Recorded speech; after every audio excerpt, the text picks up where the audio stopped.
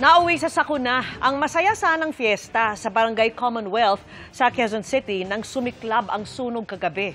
Sa Caloocan City naman, tinatayang nasa 300 pamilya o higit pa ang naapektuhan sa nangyaring sunog kaninang umaga. Ang mga insidenteng yan tinutukan ni James Agustin. Nabulabog ang pagdiriwang ng fiesta ng mga residente ng Odigal Street sa Barangay Commonwealth, Quezon City matapos sumiklab ang sunog pasado alas 9 kagabi. Mabilis na kumalat ang apoy sa ilang bahay. Itinaas ng Bureau of Fire Protection ang unang alarma. Nasa 18 fire truck nila rumisponde, dagdagan 13 fire volunteer group. Ang isang residente nagtamo ng mga paso sa braso, likod at mukha matapos subukang apulahin ng apoy pero hindi niya kinaya. Sa baba po kami, gumagawa po ako ng TV sa baba Ay may sumigaw, umakyat po ako. So pagkakit ko, medyo malaki na yung apoy. Siguro, inisip ko siguro na na baka kaya kong apulay. Habang tumatagal, lalo pong, kasi mahangin po Medyo lumalakas po yung ng apoy. Mayroong mga kapitbahay na tumulong, nagbigay sa akin ng mga tubig, balde, tapos kaya lang hindi ko na kaya yung init. Si Amor naman ilang mahalagang dokumento lang ang nadala. Wala silang naisalbang mga gamit at damit.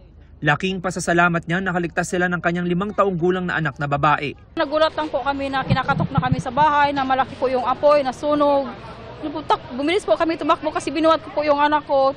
Nanginginig po kami hanggang ngayon sa takot po, naiyak po yung anak ko. Napula ang sunog matapos ang halos 1 oras.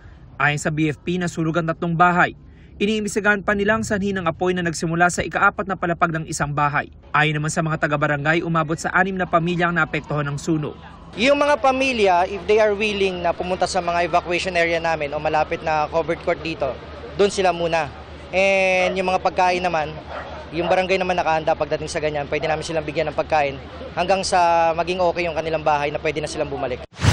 Sumiklab din ang sunog sa isang residential area sa Barangay 164 Caloocan bago mag-alas 6 ng umaga. Pawang gawa sa light materials sa mga bahay, kaya mabilis na kumalat ang apoy. Itinaas ang 2 alarma hudyat para rumisponde ang hindi bababa sa 8 fire truck.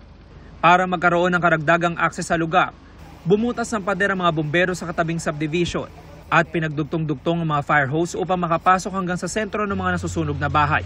Ayon kay Fire Superintendent Jackie Gina, Station Commander ng BFP, nagsimula ang sunog na umabot sa 3 alarma pasado alas 5:20 ng madaling araw at tuluyang naapula alas 7:10 ng umaga. Nakatulong din ang mga fire hydrant sa katabing subdivision, kaya't napaikutan ng mga bumbero ang mga nasusunog na mga bahay. 3 ang napaulat na nagtamo ng minor injuries.